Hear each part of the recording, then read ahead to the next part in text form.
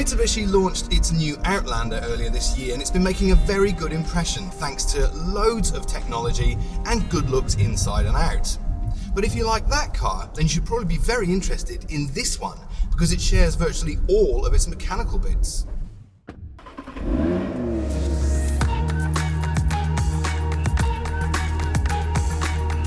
This is the 2023 X-Trail, and Nissan says it's all new. So I'm here at the Australian launch to find out if that's really true.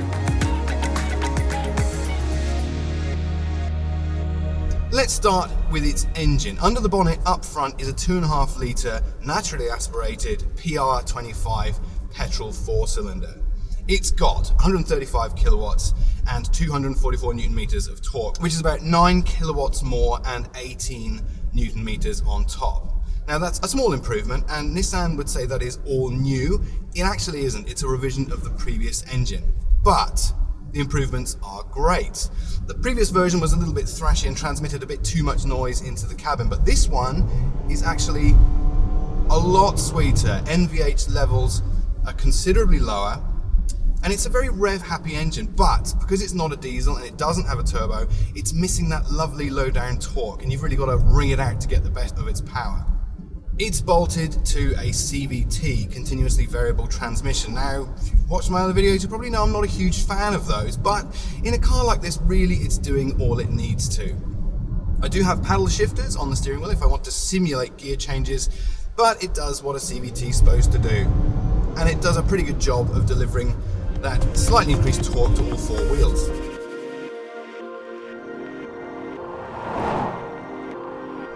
It's rolling on Nissan's all-new CMFC platform, but once again, it's not quite all new.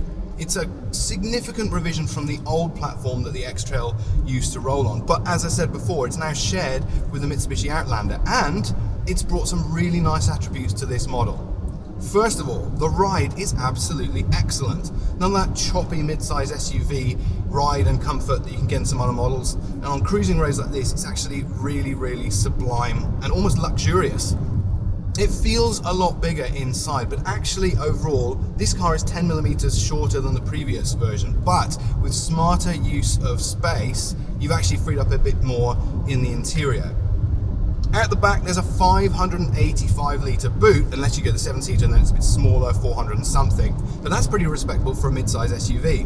And up here, I've got a lovely panoramic roof. It feels light and airy. The visibility is excellent of the way ahead. Nice slender A-pillars. That's quite unusual in a mid-size SUV. This car is feeling like it's evolved significantly, even though, as I said before, there's a few bits that have carried over.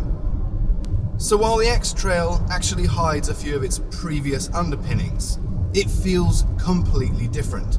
And the reason for that is because it is now packed full of loads of technology. It could not feel more changed from the previous version. First of all, technology everywhere. Look at these screens. 12.3-inch central touchscreen, 12.3-inch fully digital driver instrument cluster, and if that's not enough, 10.8-inch head-up display in front of me. This car is feeling so advanced, it is completely unrecognizable. Then I've got lovely other touches like this beautiful fine leather steering wheel, and I'm sat on Napa leather seats with 8-way electric adjustment, that panoramic roof. This car is feeling so much more premium than I was expecting. And that generous list of technology extends into the safety for the X-Trail as well.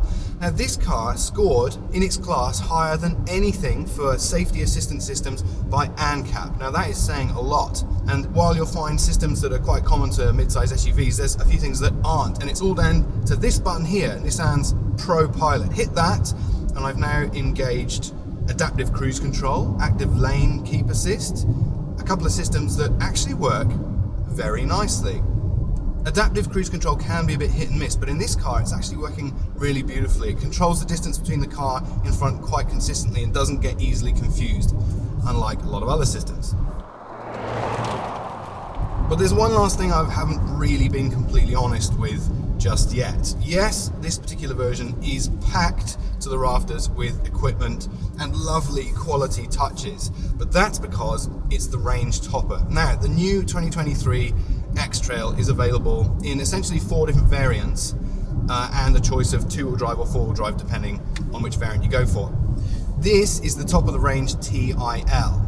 Now, the range opens at about $36,750 for the ST, but if you want this version, the TIL, it'll cost you just under $53,000, which is getting pricey for a car of this brand and this segment.